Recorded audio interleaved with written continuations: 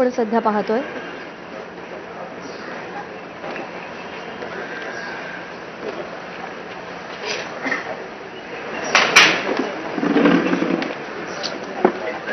TV9 मागे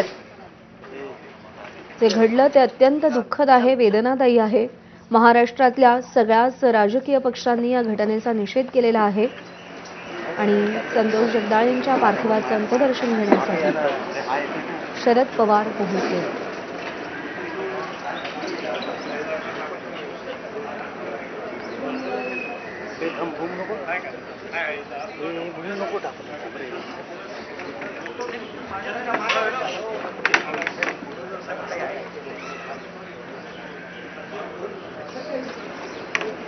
Mickey Ghai आपले प्रतिनिधी आपल्या सोबत आहेत। मिकी, सध्या जर आपण बघितलं तर कर्वेनगर भागात ज्या ठिकाणी संतोष जगदाळे यांचं निवासस्थान आहे, ज्या ठिकाणी त्यांचा पार्थिव अंतिम दर्शनासाठी ठेवण्यात आलेला आहे, त्या ठिकाणी खासदार शरद पवार देखील या ठिकाणी दाखल झालेले आहेत।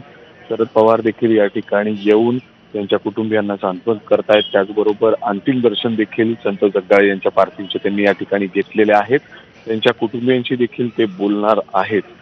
त्याचबरोबर जर आपण बघितलं तर आजूबाजूचे बरेच लोक या ठिकाणी अंतिम दर्शनासाठी पोहोचलेले आहेत। हळूहळू इथं जर बघितलं तर जे लोक आहेत, त्यांचे नातेवाईक आहेत, किंबहुना जे त्यांचा मित्र परिवार आहेत, संतोष जगदाळे यांचा त्यांच्या अंतिम दर्शनासाठी पोहोचलेले आहेत।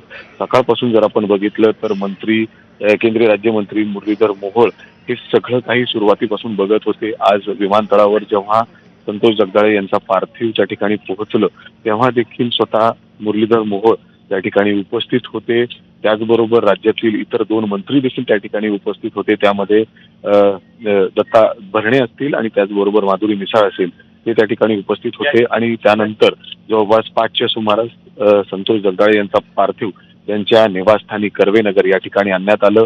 त्यानंतर आता जर आपण बघितलं तर शरद पवार या ठिकाणी दाखल झालेले आहेत त्यांच्या घरात। त्यांच्या पार्थिवाचं अंतिम दर्शन ते या ठिकाणी घेत आहेत। एवढंच काय तर शरद पवार त्यांच्या कुटुंबियांशी देखील बोलण्याचा प्रयत्न करतात। त्यांची जी मुलगी आहे आशावरी, तिच्याशी देखील बोलतायत, कारण आशावरी यांनी संतोष जगदाळे यांच्या पत्नीनी ही संपूर्ण घटना ज्या ठिकाणी घडली, ज्या पद्धतीने त्यांच्या पतीवर आणि आशावरीच्या वडिलांवर थेट गोळ्या झाडण्यात आले, ते त्यांच्या डोळ्यासमोर अर्थात